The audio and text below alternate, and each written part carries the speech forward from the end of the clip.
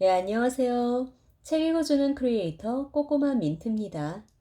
오늘은 고전 문학의 정수라 불리우는 사시 남정기를 들려드리는 날입니다.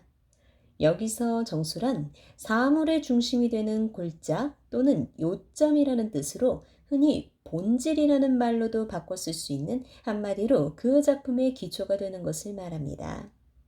본 작품은 지금도 교과서에 실린 만큼 유명한 작품이다 보니 제가 개인적으로 정수라고 칭해봤답니다. 자, 이제 고전 문학의 세계로 한번 들어가 보겠습니다. 사씨가 두 부인이 찾아오자 반기며 인사를 올렸다. 쑥쑥이 영위하셔서 부인께서 좋은 행차를 하시니 죄첩인 마땅히 조나에 나아가 하직 인사를 드려야 하오나 이 몸이 만고의 큰 누명을 써 나가뵙지 못하였습니다.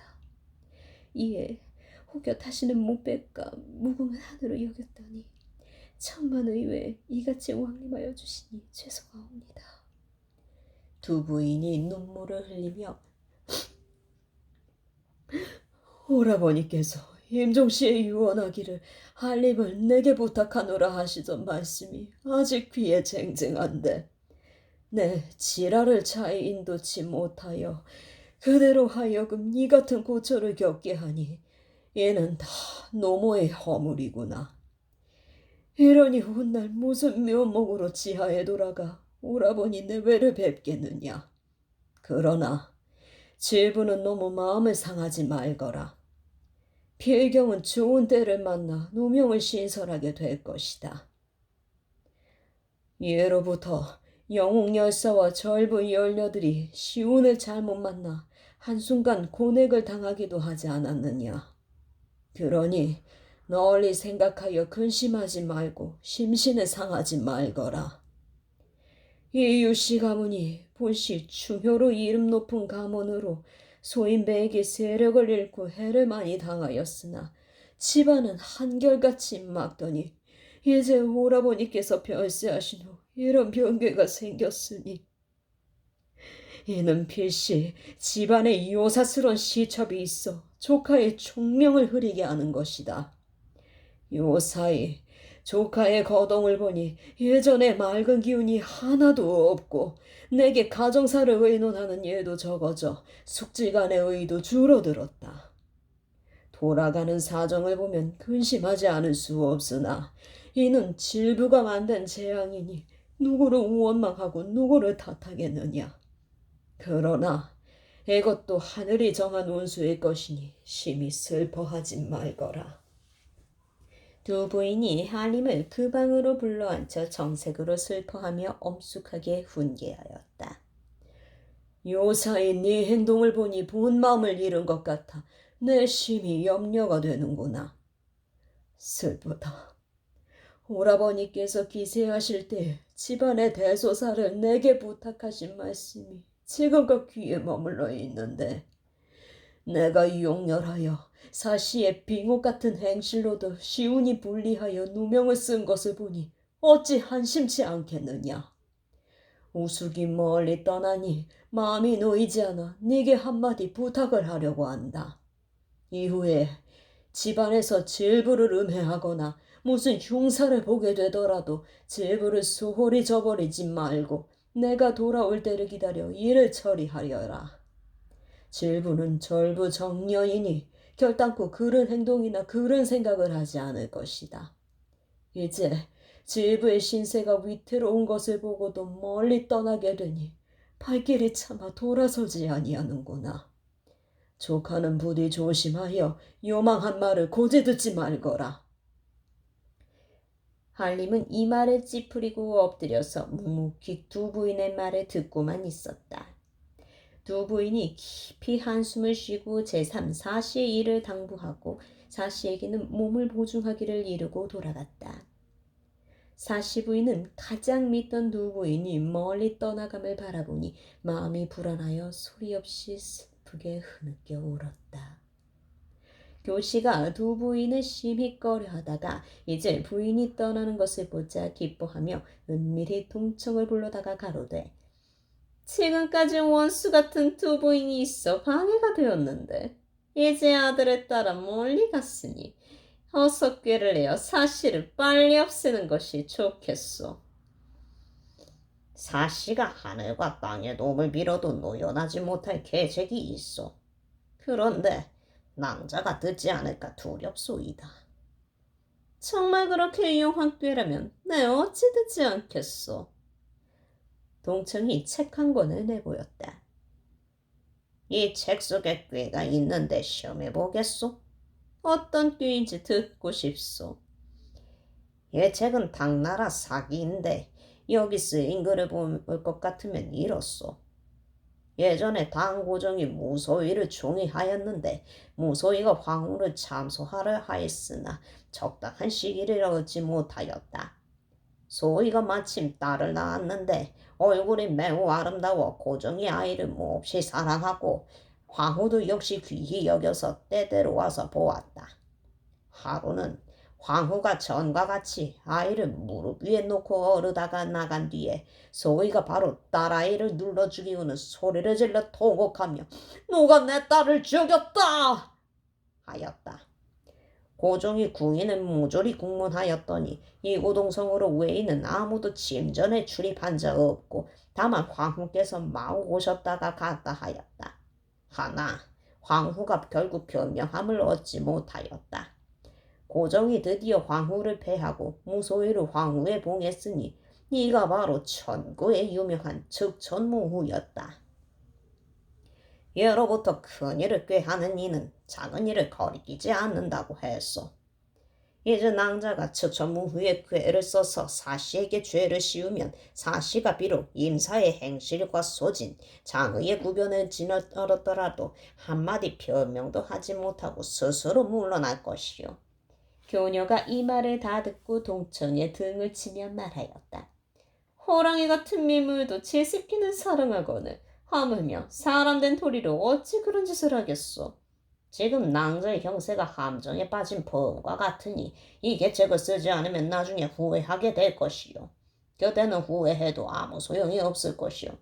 아무리 그래도 이것은 차마 할 수 없으니 그 다음 좋은 꾀를 생각해 보시오. 한창 다른 의논을 할 때 하림이 조정으로부터 돌아왔다는 말을 듣고 놀라 각각 돌아갔다. 동청이 교녀 모르게 남매를 불러 일러 가로되 낭자의 위인이 차마 이 일을 하지 못할 듯하니 내 꾀를 쓰지 못할 것이다. 그러면 너희도 위태로울 것이다. 네가 알아서 적당한 시기를 보아서 이렇게 하거라. 남매가 그 말을 듣고 틈을 타서 하숙고자 하였다. 하루는 장주가 마루 위에서 혼자 자는데 유모는 마침 집에 없고 사시 부인의 집이 춘방과 설매, 두 사람이 난간 밑을 지나가고 있었다. 남매가 이것을 보고 문득 동청의 말이 떠올라 둘이 멀리 가기를 기다려 곧 장주를 눌러 죽이고는 가만히 설매에게 가서 말하였다. 네가 옥지환의 오적질을 낸 것이 아직 탄로나지 않았으나 부인이 그 일을 알아내려고 백방으로 조사하고 계시니 일이 만약 누설되면 네가 먼저 죽을 것이다. 그러니 이 일을 어떻게 하면 좋단 말이냐. 내가 시키는 대로 하면 대화를 면할 뿐 아니라 분명 큰 상을 얻을 것이다.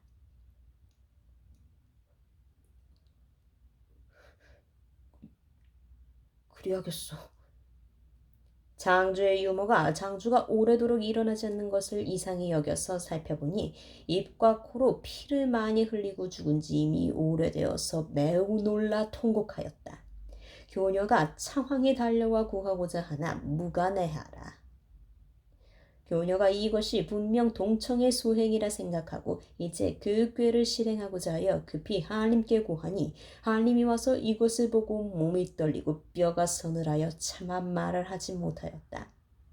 교녀가 가슴을 치며 크게 울며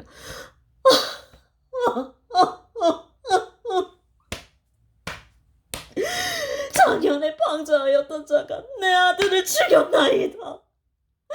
상공, 어찌하여 서둘러 집안의 비복들을 문추하지 않으시나이까? 죄인을 알아내야 하지 않겠나이까? 한림이 즉시 집안 비복들을 잡아다가 형장을 엄히하였더니 유모가 나서서 말하기를 소비가 아기를 안고 마루에 앉아있다가 아기가 곤히 잠으로 잠시 밖에 나갔다가 채 돌아오지 않았을 때 이런 일이 일어났으니 아기 옆을 떠난 죄는 만사무석이오나 어떻게 된 사유인지는 전혀 알지 못하겠사옵니다. 남매는 나서서 말하기를 소비가 그때 마침 문 앞을 지나다 우연히 보았사온데 춘방과 설매가 난간 밖에서 무엇인지 손짓을 하더니만 곧 돌아가는 것을 보았사오니 이것들을 불러 모르시면 가히 짐작하실 듯하옵니다. 한림이 곧 두 사람을 잡아들여서 먼저 춘방에게 문초하였으나 춘방이 뼈가 부서지고 살이 헤어져도 좀처럼 거짓토설을 하지 않았다. 소비는 설마 잠시 그 곁에 지나갔을 뿐인데 무슨 하는 일이 있겠사옵니까? 한림이 이번에 설매를 문초하였더니 처음에는 춘방의 말과 다름이 없었으나 겨우 매지 10여 차례에 불과하여 고함을 지르며 말하였다. 소비는 어차피 죽을 것, 죽을 바에야 무슨 말을 못하겠나이까.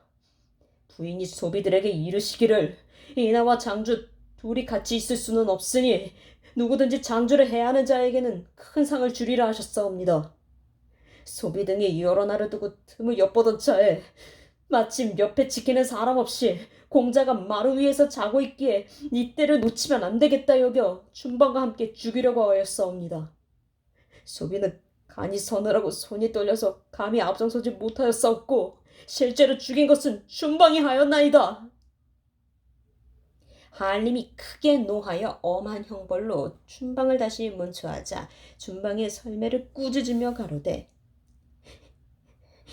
네가 위로는 부인만 힘을 팔고 동물을 모함하여 죽음을 면하고자 하니 너와 같은 년은 걔도 여친이 친하지 않다 하였다. 그렇게 좀처럼 거짓토설을 하여 부인을 모함하지 않고 그대로 죽었다. 교녀가 한림을 한탄하며 말하기를 설매는 실상 사람을 죽인 일이 없사옵고 또 바른대로 되었으니 오히려 공이 있사오니 죄를 물을 수가 없사옵니다. 춘방은 이미 죽었으니 그 죄는 조금 갚았다 할 수 있사옵니다. 하나 춘방도 남의 조촉을 받아 한 일이오니 실상은 원통하다 할 수 있겠사옵니다.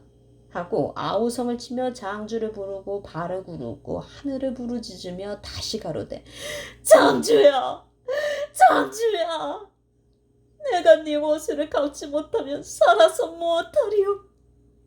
난 너를 따라 죽으리라.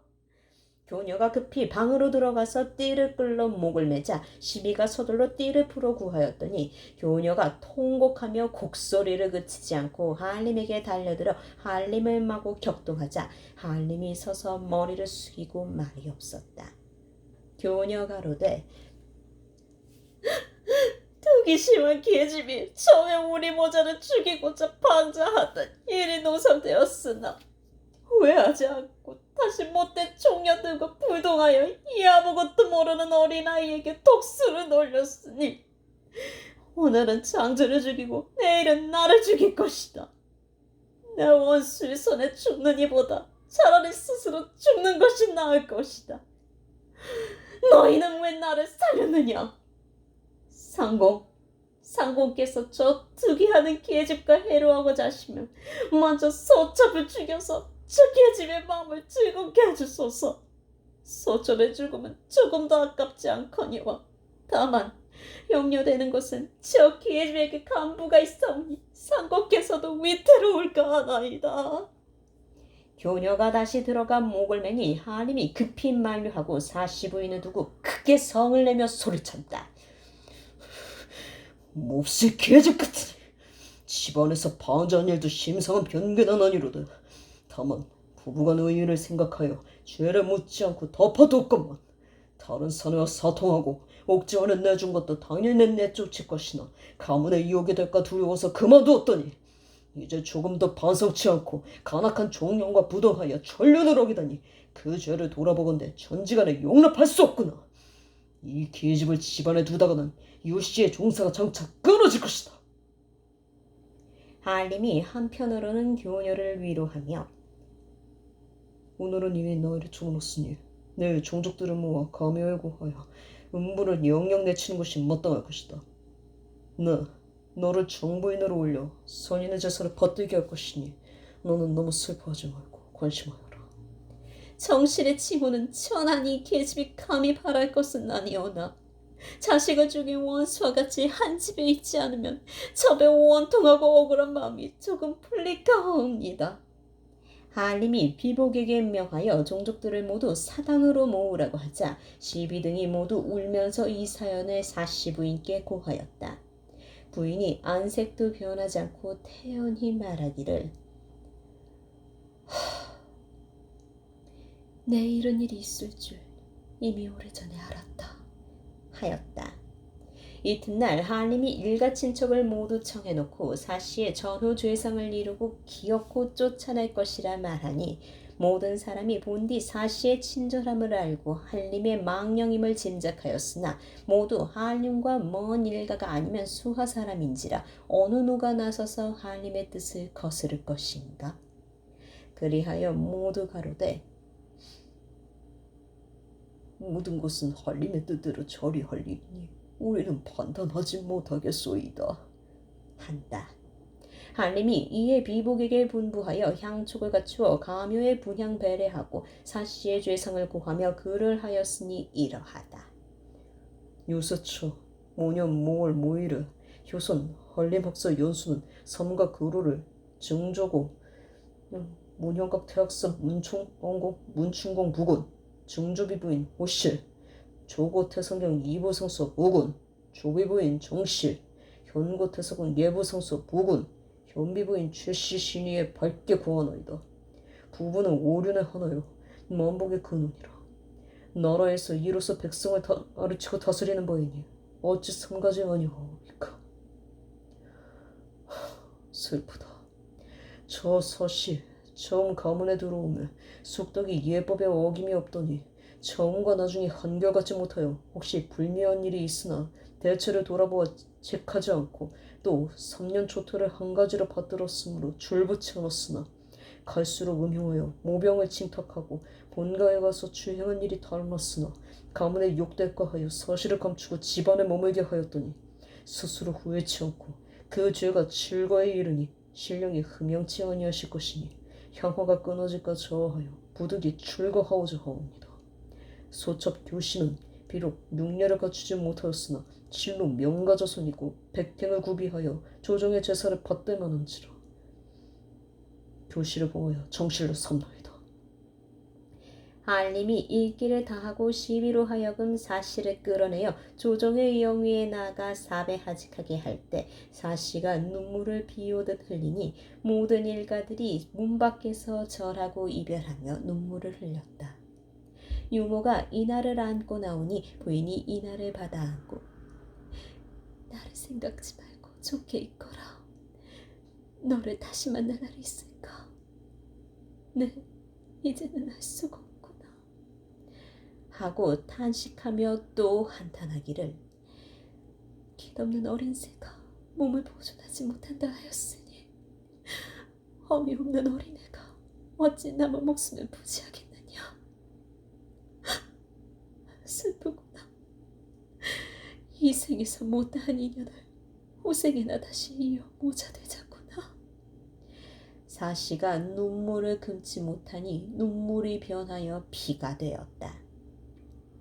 사씨가 다시 탄식하며 존국께서 기사하신 후 따라 죽지 못하고 살아서 이런 지경을 당하니 어찌 슬프지 않겠는가. 사씨가 아이를 유모에게 맡기고 교자에 올라 이나를 잘 어루만져 잘 있으라고 하니 이나가 크게 울부짖으며 엄마를 따라가려고 애처롭게 울기를 그치지 않았다. 사씨 부인이 유모에게 이나를 잘 보호하라 10,000번 당부하고 다만 차환 하나를 데리고 떠나갔다. 바로 이때 집안에서는 시비들이 교녀를 옆에서 시중들어 가묘에 분향하는데 노구의 홍상에 옥패소리가 쟁쟁하니 하늘에서 내려온 선녀 같았다. 교녀가 이해를 마치고 집안 비복에게서 하례 인사를 받을 때 말하기를 네, 오늘부터 새로 집안일을 책임지고 맡아 할 것이니 너희들은 다 각각 맡은 일에 부지런히 하여 죄받을 일을 하지 말아라 하였다. 비복 등이 그 영을 듣고 고개를 숙이고 물러나갔다.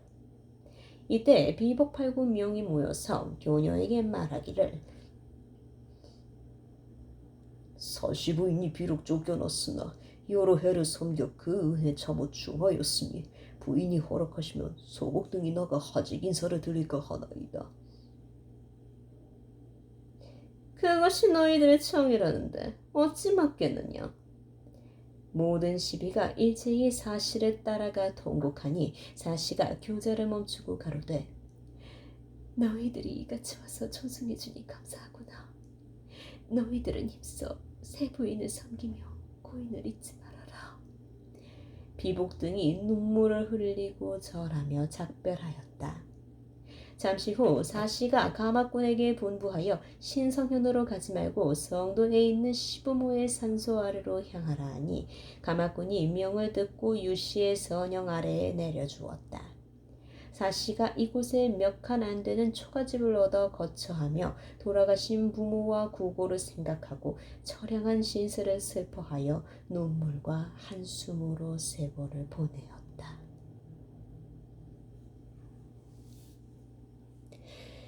잘 들으셨나요? 교씨의 계략에 휘말려 사시가 눈물 젖은 이별을 하게 되는데요. 아무리 머리가 좋은 사람이라도 나쁜 사람의 유혹에 말리게 되면 그 또한 악마가 되는 일이니 참으로 안타까운 일입니다. 이처럼 나쁜 사람 하나 잘못 들어와 집안에 풍비박산 나는 일이 비일비재한데요. 나쁜 유혹에 휩쓸리지 않으려면 더 많이 배우고 더 많이 경험하는 것만이 지혜롭게 난관을 이겨낼 수 있는 지름길이 아닌가 싶습니다. 다음 시간에는 감정을 읽어주는 어른 동화에 수록된 이야기 이름은 남기는 것이 아니라 주는 것이다 라는 주제로 여러분께 인사드리도록 하겠습니다. 목소리가 마음에 드신다면 좋아요와 구독 눌러주시면 감사하겠습니다. 그럼 오늘 하루도 책들과 친해지는 하루 되시길 바랄게요. 감사합니다.